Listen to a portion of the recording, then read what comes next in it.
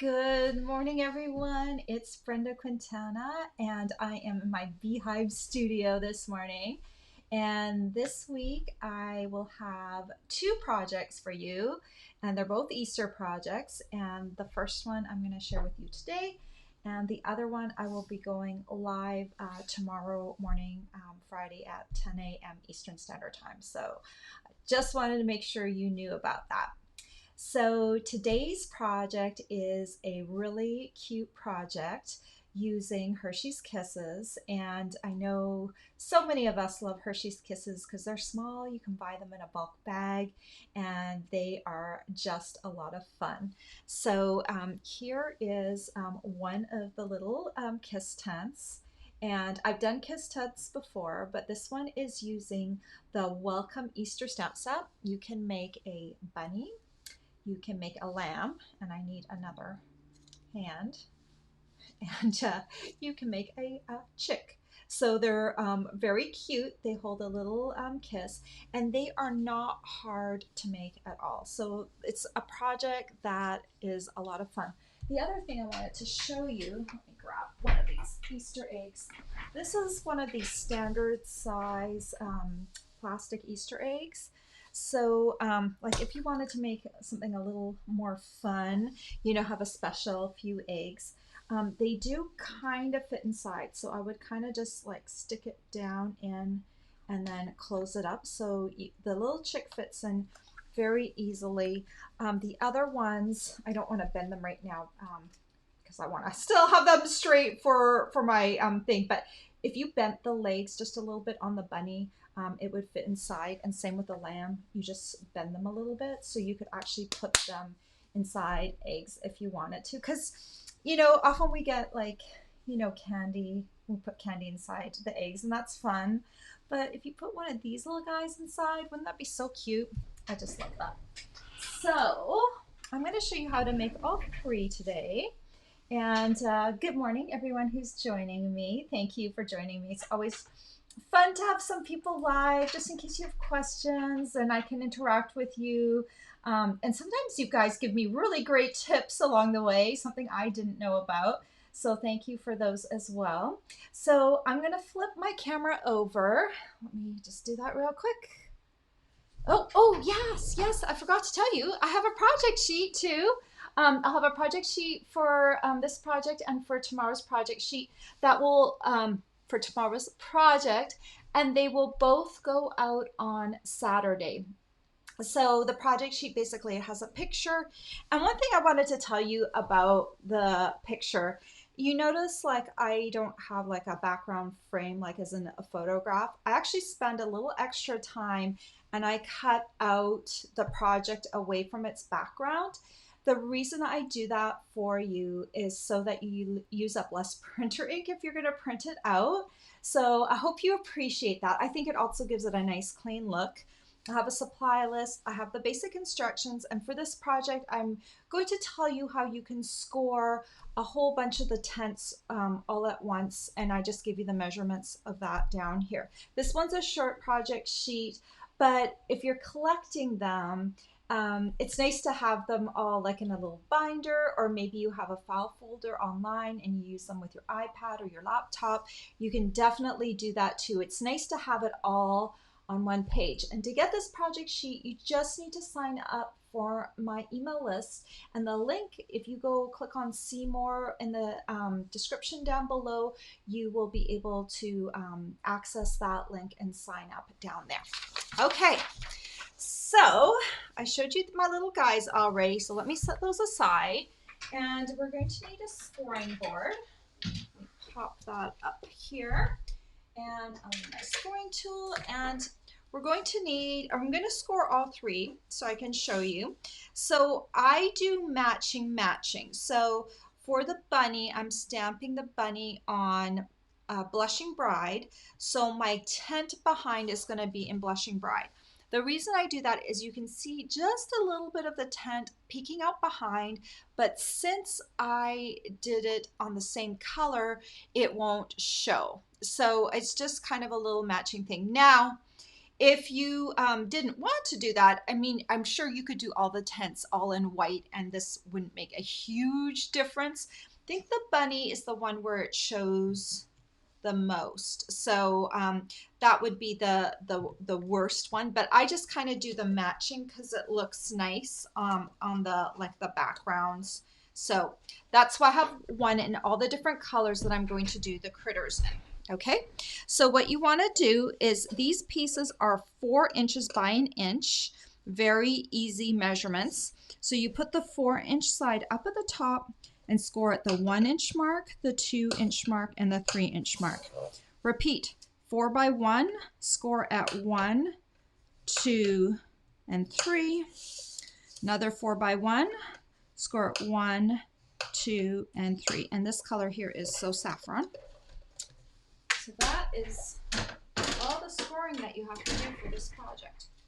And then you just fold these along the score lines, all in the same direction.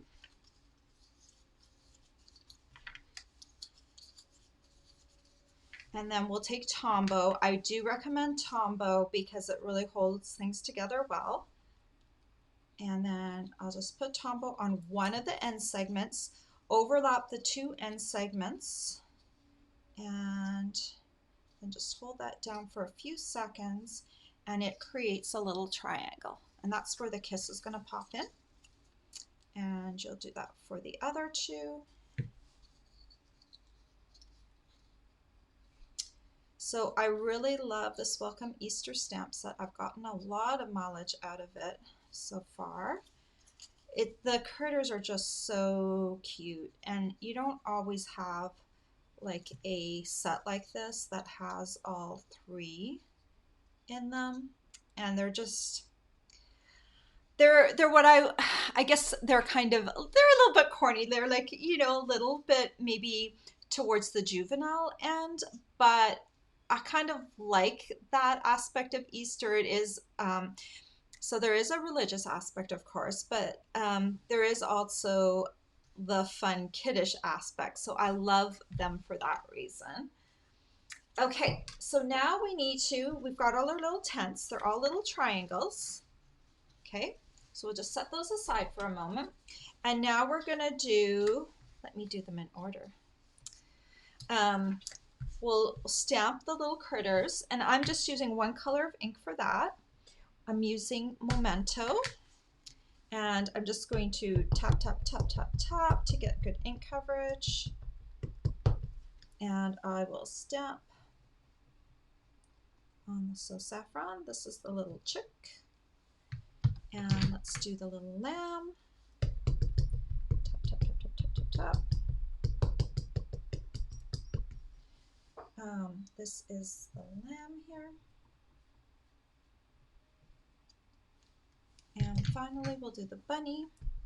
Tap, tap, tap, tap, tap, tap, tap. And the nice thing, we do have re-inkers at Stampin' Up, so if you notice your ink pad goes dry, it's very easy to re-ink. Then my ink pads have lasted like so many years, and I generally, I don't think I can remember replacing any of them. So they really hold up. Anyway, I just wanted to ink that up again because I didn't want it to dry out while I was blah, blah, blah. Okay, and so this one's on Blushing Bride. Okay, so now let's set that aside. All the stamping is done.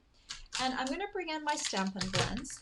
Now, these look cute just as is, but if we highlight each one just a little bit, it makes it look better. I already took care of most of the coloring by stamping on colored cardstock.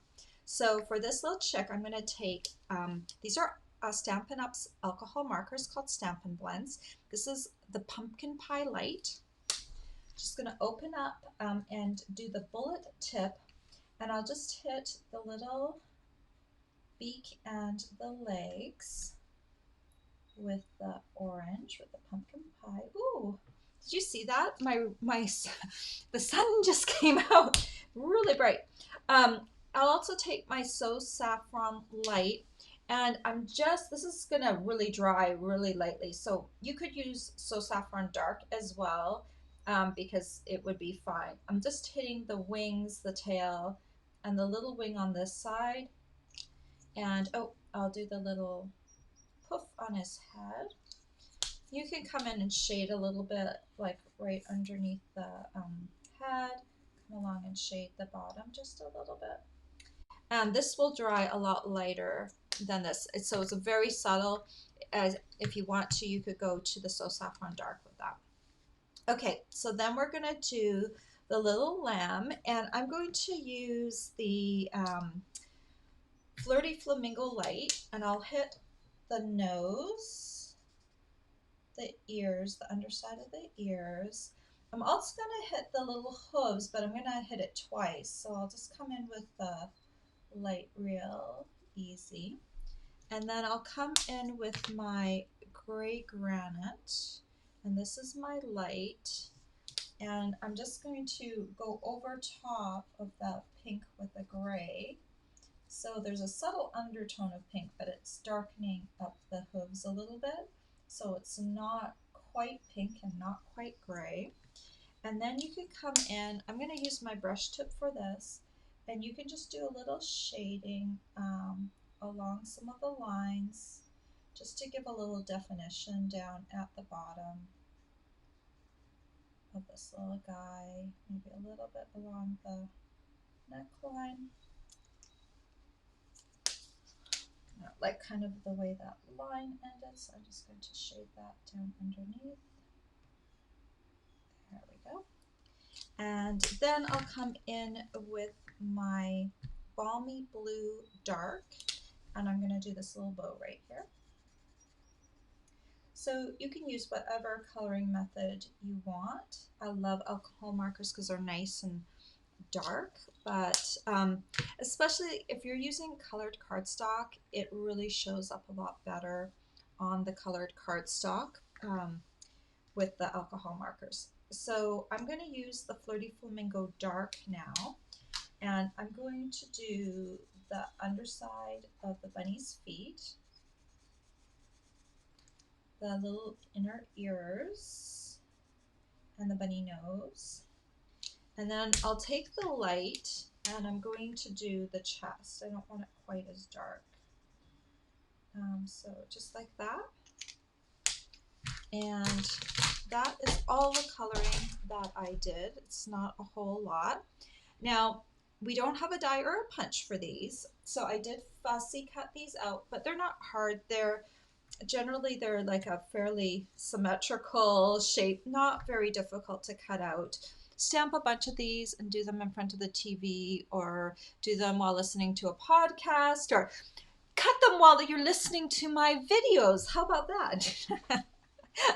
Anyway, just go ahead and cut them out, and then you're going to take the Tombow again, and I like to put the double-sided or the doubled over side to the bottom. I don't know why I do that. It doesn't really matter, but I'm a detail-oriented person, so I like to do the things the same way. So if you're like me, put the doubled over side to the bottom.